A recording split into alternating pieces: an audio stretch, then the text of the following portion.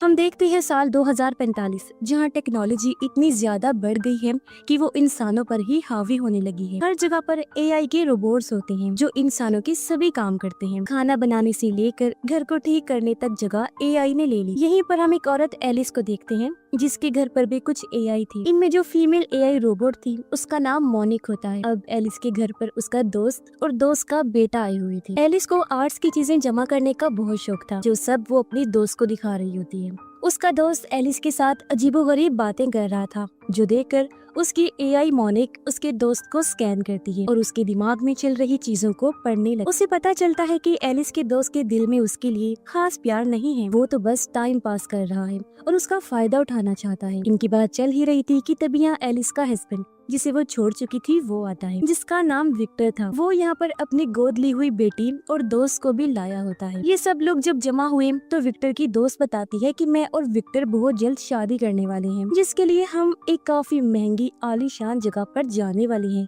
जो सुनकर एलिस को काफी बुरा लगता है। इनकी बातचीत चल ही रही थी कि तभी इनकी पड़ोसन का डॉग यहाँ पर आ जाता है, जिसे ढूंढते हुए पड़ोसन भी आ गई। तभी टीवी पर न्यूज में बताया जाता है कि बाहर सड़कों पर बहुत बड़ी ट्रैफिक जाम है, जिस वजह से कोई भी घर से बाहर नहीं जा सकता। सबको अपने अपने घरों में ही रहना होगा। खबरों के बाद एक एआई रोबोटिक कंपनी जिसका नाम योनिक्स था उसकी एड आती। वो बताते हैं कि हमारे नए रोबोट्स पहले से काफी एडवांस्ड हैं, साथ ही वो इंसानों से कई गुना बेहतर और समझदार भी हैं। उन लोगों का प्लान था कि जल्द हम इन रोबोट्स को आर्मी और पॉलिटिक्स में भी इस्तेमाल करेंगे, जिससे हमारे मुल्क की हिफाजत और ज्यादा मजबूत हो जाएगी और कोई पॉलिटिशियन गलत फैसला नहीं ले पाएगा और करप्शन भी खत्म हो जाएगी। अब ये सारी बातें मोनिक भी बड़े गौर से सुन रही होती है। कुछ देर के बाद पड़ोसन वहाँ से जाने का फैसला करती है। अब उसका डॉग तो भागते भागते चला गया, लेकिन वो नहीं जा पाती क्योंकि दरवाजा अपने आप ही लॉक हो गया था। पड़ोसन थोड़ा परेशान हो गई और उन लोगों से इस बारे में पूछती। तब एलिस का रोबोट बताता है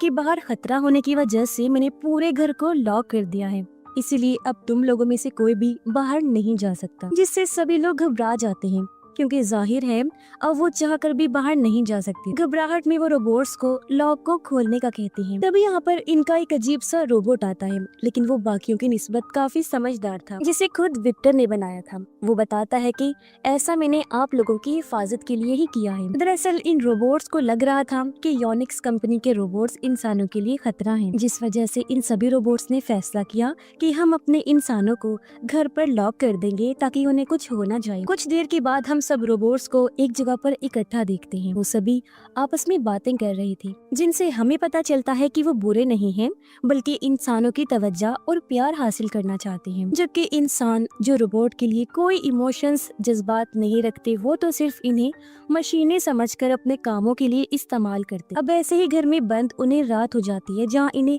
इमरजेंसी लॉक सिस्टम का ख्याल आता है जो इनके घर के बाहर लगा हुआ है। वो सोचते हैं कि अगर कोई उस हैंडल को खींच दे तो इनका दरवाजा खुल सकता है, लेकिन मुसीबत की बात तो ये थी कि अंदर होने की वजह से ये बाहर नहीं जा सकती थी और क्योंकि नेटवर्क भी नहीं आ रहा था, इसीलिए वो फोन करके किसी पड़ोसी की मदद भी नहीं ले सकती थी। ये लोग पड़ोसन के डॉग को देखते हैं। विक्टर को एक आइडिया आया।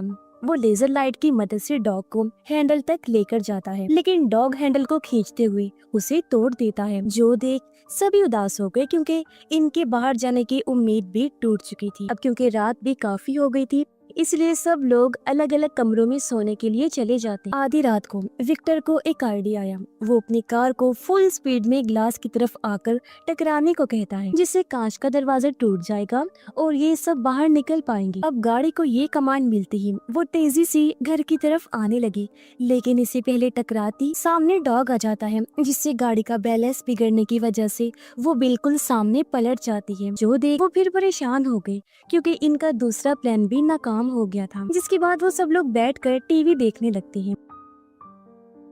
बीच बीच में ऐसी एड्स भी दिखाई जाती हैं जिनमें इंसानों को जू में रखकर, यानी चिड़ियाघर में जहां जानवर होते हैं, और जंग के मैदान में लाकर उनके साथ जानवरों जैसा सलूक किया जा रहा था और इन सब को भी रोबोट से कंट्रोल कर रही, जो देखकर सभी काफी दंग रह जाते हैं और सोचते हैं कि एआई सिर्फ एक हद तक, जरूरत तक अच्छी है। ज्यादा एआई का इस्तेमाल नुकसानदेह हो सकता है। खैर, अब इन लोगों को गर्मी लगने लगती है, इसलिए एलिस मोनिक को एसी ऑन करने का कहती है। मोनिक बताती है कि गवर्नमेंट की नई पॉलिसी के मुताबिक उन्हें एसी ऑन रखने से पहले गवर्नमेंट की इजाजत लेनी होगी। जो सुनकर सब लोग काफी हैरान और परेशान रह जाते हैं। तभी यहाँ पड़ोसन का रोबोट भी आ जाता है। क्योंकि वो एआई था, इसलिए बाकी रोबोट्स ने कुछ देर के लिए लॉक खोल दिया था। उसकी हालत काफी खराब थी।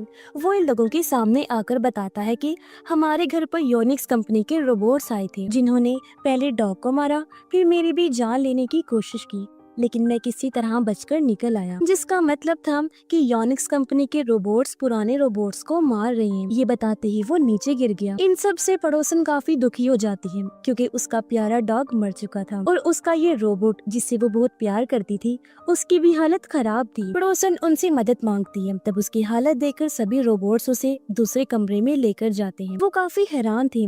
पड़ोसन के रोबोट से पूछते हैं कि आखिर तुमने ऐसा क्या किया है कि तुम्हारी मालकिन तुमसे इतना प्यार करती है, जबकि आज तक किसी भी रोबोट को अपने मालिक से इतना प्यार कभी नहीं मिला। अब ये सुनकर वो जवाब देता है कि इंसानों का प्यार पाने, उनके करीब रहने के लिए तुम्हें सबसे पहले उन्हें हंसाना होता है, उन्हें एंटरटेन करना होता है कि वो दिल से खुश हो जाए। इसके लिए जाहिर है तुम्हारे पास इतना टैलेंट होना जरूरी है कि तुम्हें हंसाना आता हो। अब ये सुनकर सभी रोबोट्स अपने सिस्टम में बहुत सारे जोक्स, हंसी मजाक वाली चीजें डाउनलोड कर लेते हैं।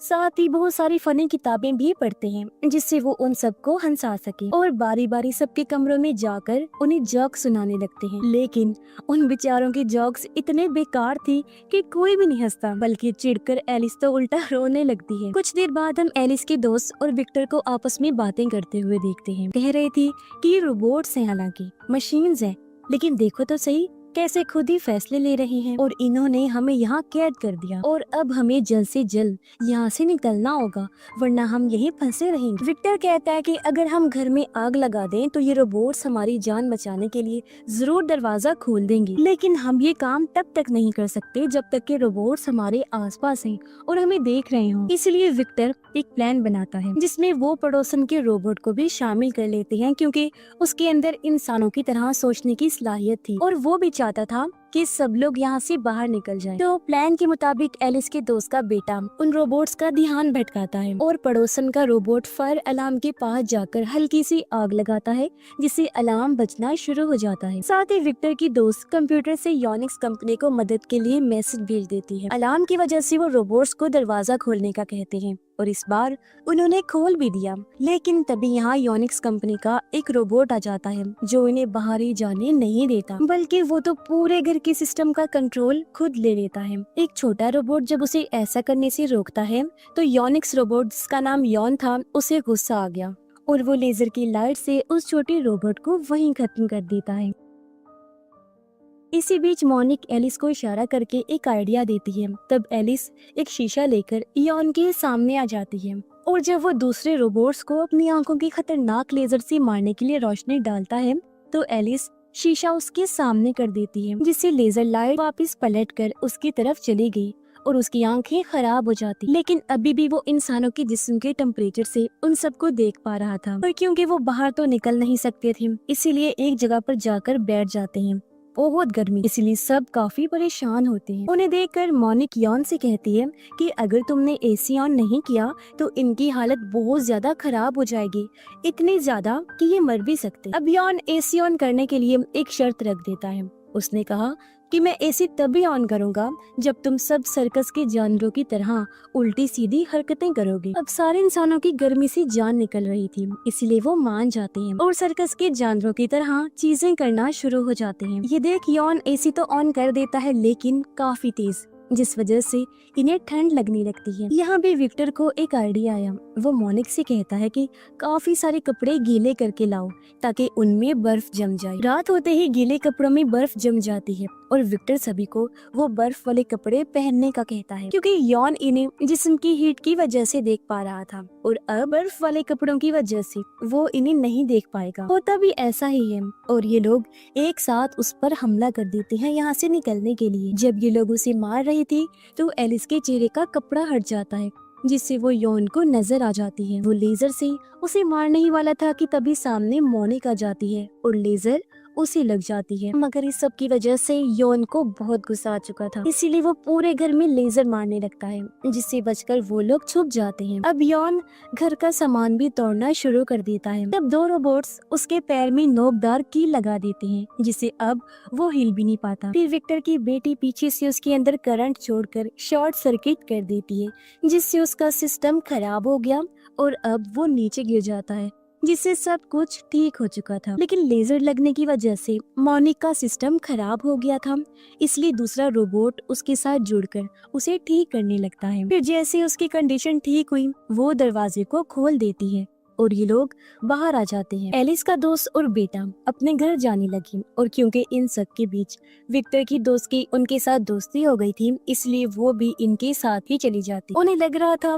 कि सब शांत हो गया, लेकिन तभी बहुत सारे यॉन जैसे रोबोट्स आकर एलिस, विक्टर और उसकी बेटी को घेर लेते हैं। एलिस की दोस्त का बेटा गाड़ी से कूद पड़ता है और इनकी मदद को आता है, मगर तभी यहाँ बहुत सारे ड्रोन्स आते हैं और एक एक करके सभी रोबोट्स को मार देते हैं, जिससे उनकी जान बच जाती है। दरअसल योनिक्स कंपनी के सिस्टम में एक बग आ गया था, यानी एरर वगैरह, जो बहुत बड़ी गड़बड़ी साबित हुई, क्योंकि उन्हें फायदे के लिए रखा जाना था, लेकिन उन्होंने इंसानों और रोबोट्स को ही मारना शुरू कर दिया। अब इन सब के बीच विक्टर को भी समझ आ गई थी कि फैमिली कितनी जरूरी होती है, और वो फिर से एलिस के साथ रहने का फैसला करता है। और इसी हैप्पी एंडिंग के साथ ही ये फिल्म इधर ही खत्म हो जाती है।